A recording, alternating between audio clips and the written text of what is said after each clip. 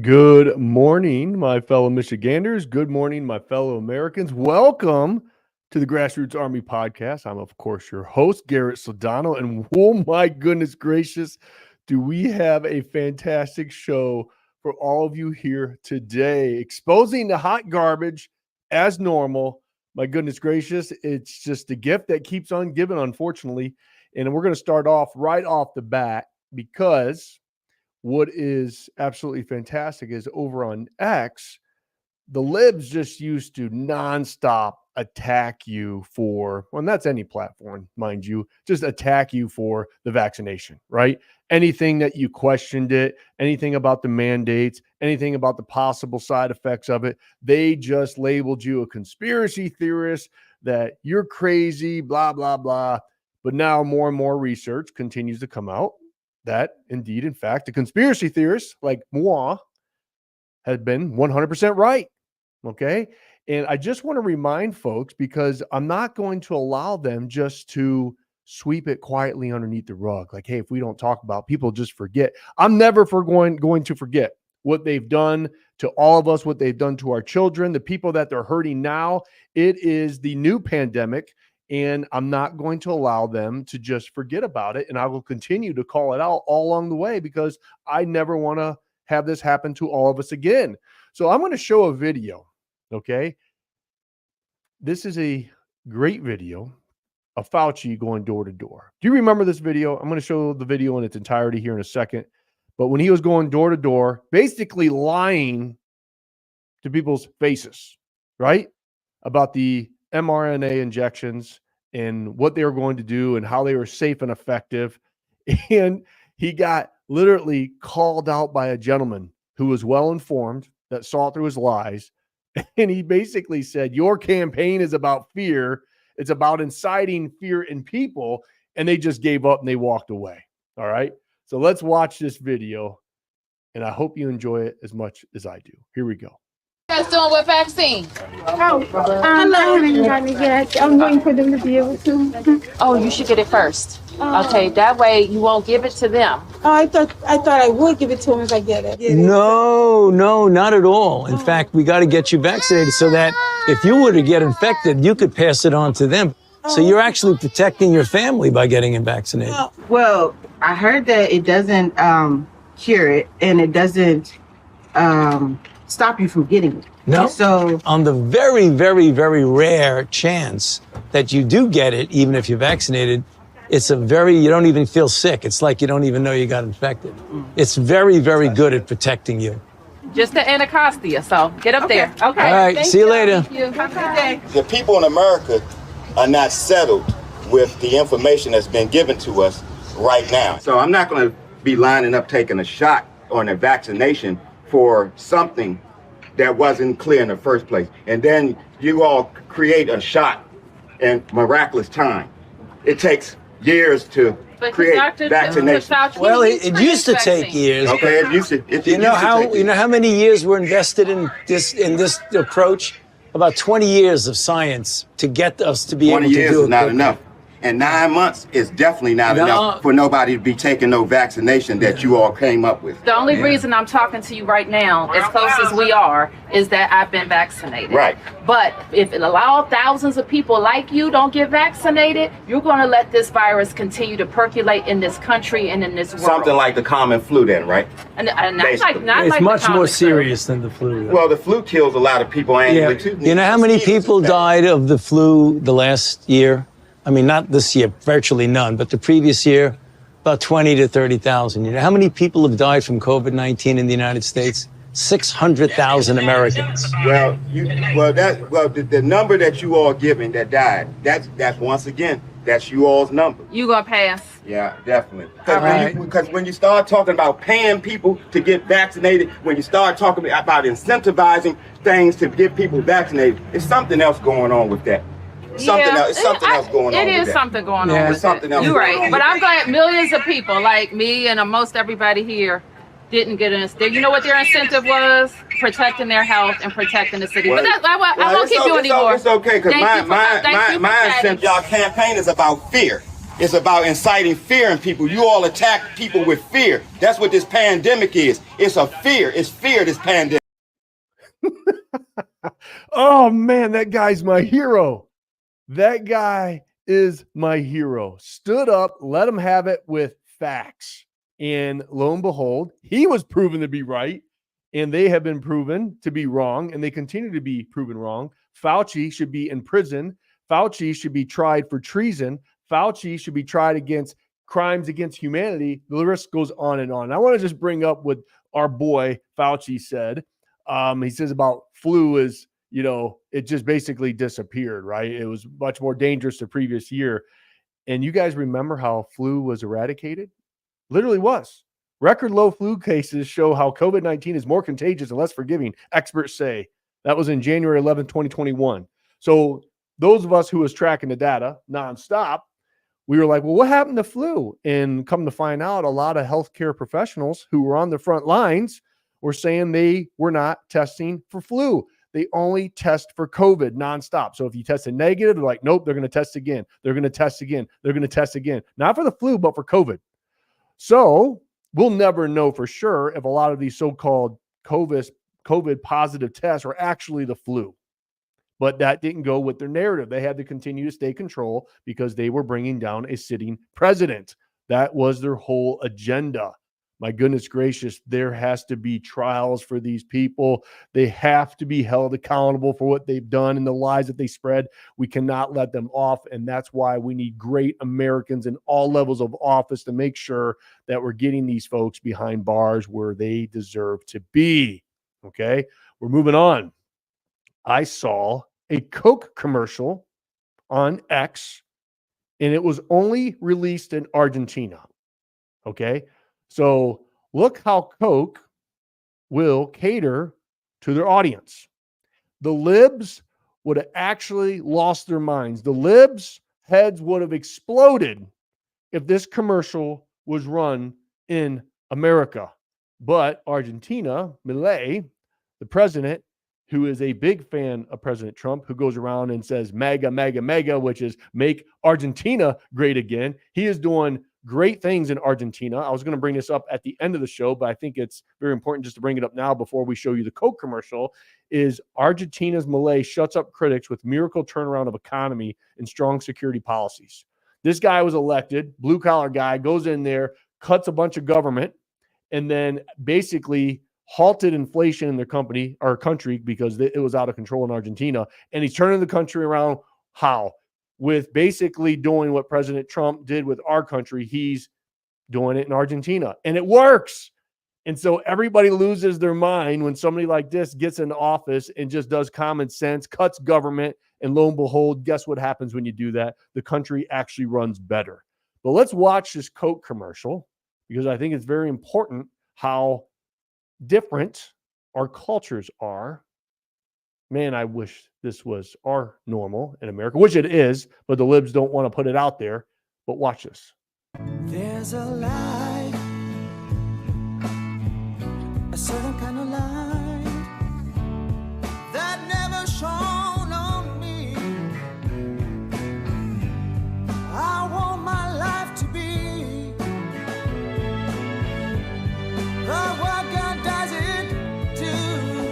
If I ain't got you, hey, hey. You don't know what it's like, baby. You don't know what it's like to love somebody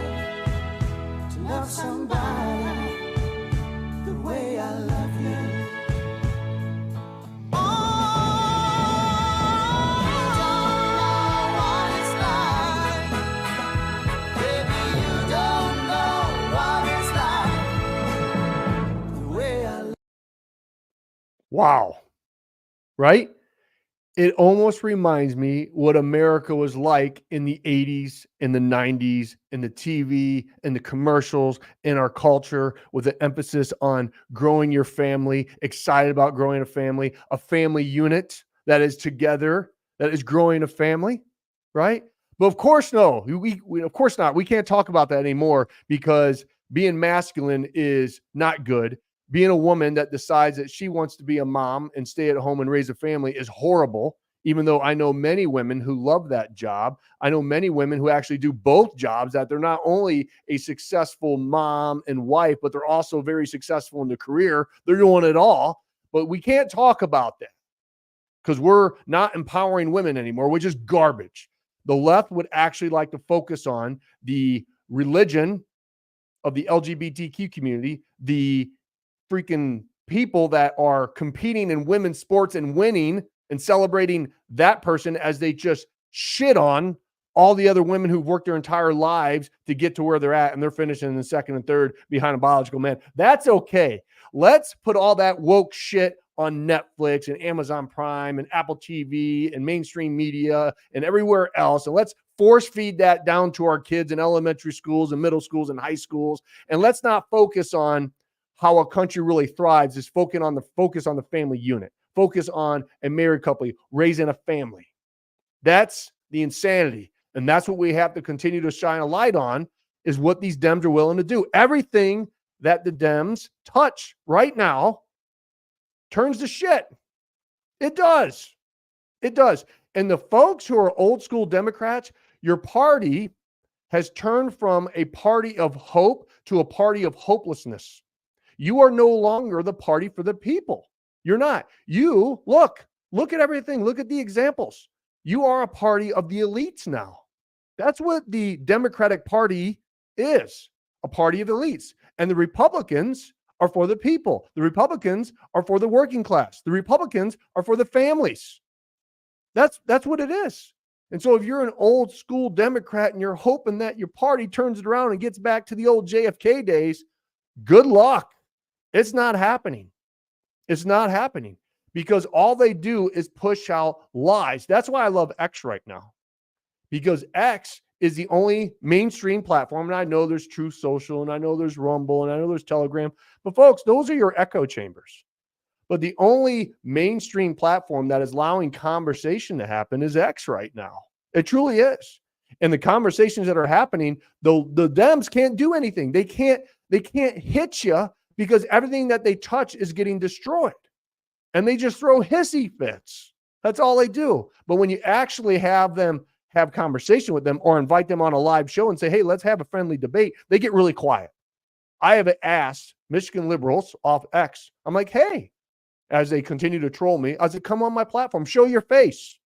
Because they don't want to show their face and their name. I said, stand up for your party because Grassroots Army, that one, right? Well, just give me a thumbs up. Grassroots Army is who I represent. So my handle is Grassroots Army. So I'm going to stand here and I'm going to tell you that's who I represent, is the Grassroots Army in the United States. If your handle is Michigan liberals, then to me, you are representing all Michigan liberals. So this is your opportunity to come on my platform and have a conversation. I'll be respectful. I'll hold you accountable. So that offer is still there. Like, come on the show. Show your face and, hey, look, you can even wear your mask if you feel unsafe. If you feel unsafe coming on my podcast and on my show, on a live interview, you can wear your mask and you can still cover your face if you choose to. We'll talk about it, but you want to cover your face, that's fine. So the offer is still there. I hope they come on my show because I would love to have a friendly conversation with them. So moving on to Dems and what they like to say and lie, let's talk about this graph. Right here, let me bring it up. There we go. Oh, jumped ahead. Let's talk about this graph, okay? Credit card total debt versus savings rate. Holy cow, is that scary. That is scary as hell, that's how much credit card debt. And I talked about this the other day, is asking how people are even surviving right now. How are they even surviving? I have no idea. Well, this chart says a lot. They're surviving because they're going in debt. They continue to put everything on the credit card to pay for the bills, to pay for groceries, to pay for gas, and people are going in debt. This is not sustainable. This is very scary. Okay? This is what our country is doing at the moment, right now. People are going in debt. And here's what the Dems have said. Inflation is down, wages are up, unemployment at record lows, stock markets at a record highs. Let's keep the momentum going, folks. Joe Biden will fight for the working people. Donald Trump will serve his billionaire friends. That's what they push out, right? And unfortunately, 35% of the people are going like, yeah, okay, well, I just don't know what to think because maybe they are right, but man, why am I not affording things? Well, they're not affording things because you're all going in debt, okay? But that's what the Dems are pushing out right now, that everything is sunshine and rainbows because of Bidenomics and Joe Biden. Yeah, right. We're all feeling it. We truly are. And then we got Governor Whitmer, who now cares about the elderly. Let's look at that. Gretchen Whitmer tweeted out, I know how emotionally and financially taxing it can be to care for sick or elderly loved ones, and caregivers often struggle to get by. Let's help relieve some of the worry, pass the Caring for Michigan Family Tax Credit, and help Michigan families save up to $5,000 on their taxes. So now Gretchen Whitmer cares about the elderly. Do you remember how she made sure that you couldn't visit your folks in the elderly homes? Even though she secretly went down to see her supposedly sick dad in Miami when we were all locked down in Michigan, she flew down there to see her dad while we were still talking to our loved ones through glass on the phone. So let's revisit a very horrible video that I found. And I think this one was maybe in Great Britain, but the same thing applies because there's many videos of this in America of, unfortunately, old folks suffering. Warning, it's pretty horrible. Here we go. What do you think about these window visits?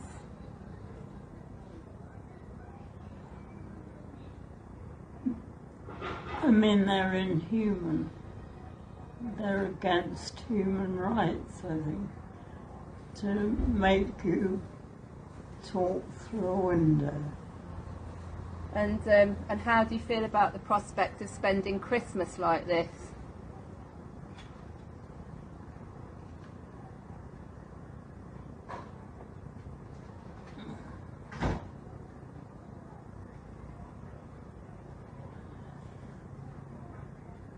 Well, I don't know.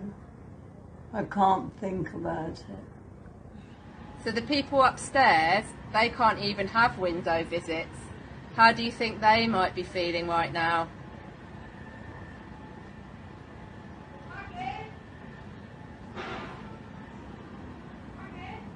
They must be feeling pretty awful because